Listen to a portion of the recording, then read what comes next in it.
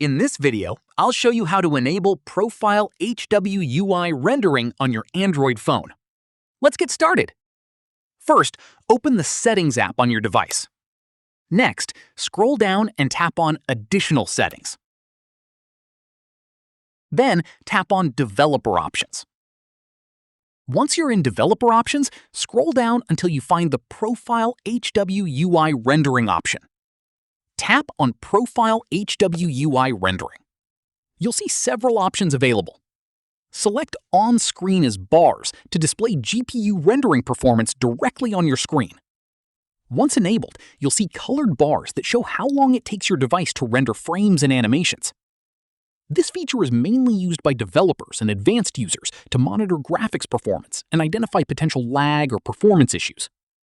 If you no longer need it, simply return to Developer Options and set Profile HWUI Rendering to off. That's it!